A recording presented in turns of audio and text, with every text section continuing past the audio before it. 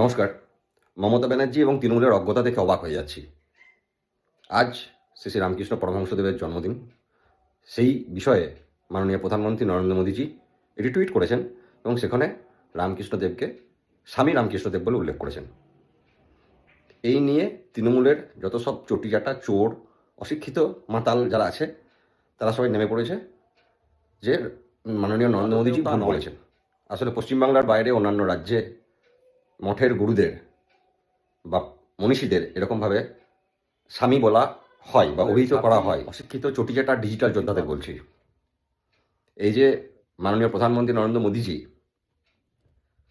শ্রীরামকৃষ্ণ পরমহংসদেবকে স্বামীজি বলেছেন, এটা নিয়ে আপনারা যে ট্রল করছেন, আপনারা কোথায় ছিলেন? আপনারা তো পশ্চিমবাংলায় বসবাস করেন, আপনারা পশ্চিমবাংলার অধিবাসী, আপনাদের বাংলা এবং বাঙালি প্রেম, বাঙালি মনীষীদের প্রতি প্রেম সাংঘাতিক। তাহলে আপনারা কোথায় ছিলেন যখন মাননীয় মমতা ব্যানার্জি জয় শ্রীরাম স্লোগানকে বলেছিল গালাগালি? তখন আপনারা কোথায় ছিলেন যখন মাননীয় মমতা ব্যানার্জি শ্রী হরিচাঁদ গুরুচাঁদ ঠাকুরকে গরুচাঁদ ঠাকুর বলেছিল? তখন আপনারা কোথায় ছিলেন যখন মাননীয় মমতা ব্যানার্জি বিষ্ণুদেবকে বিষ্ণু মাতা বলেছিল? তখন আপনারা কোথায় ছিলেন যখন এই মমতা ব্যানার্জি শ্রী রামকৃষ্ণ পরমহংসদেবকে শ্রীকৃষ্ণ পরমহংসদেব বলেছিলেন? সেগুলো সমস্ত ভিডিও সোশ্যাল মিডিয়ায় আছে এবং সেগুলো সমস্তই ভাইরাল।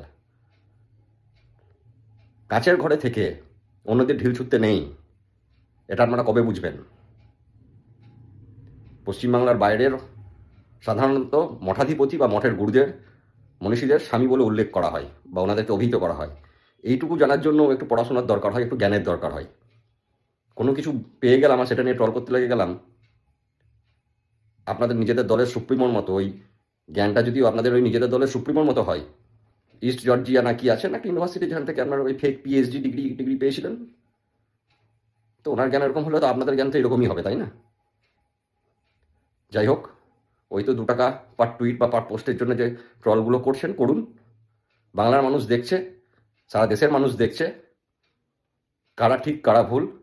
শুধুমাত্র একটাই অনুরোধ, এরকম ভুলভাল ট্রল করে নিজেদেরকে, সঙ্গে পশ্চিমবাংলাকে সমগ্র দেশের সামনে মাথা নত করাবেন না।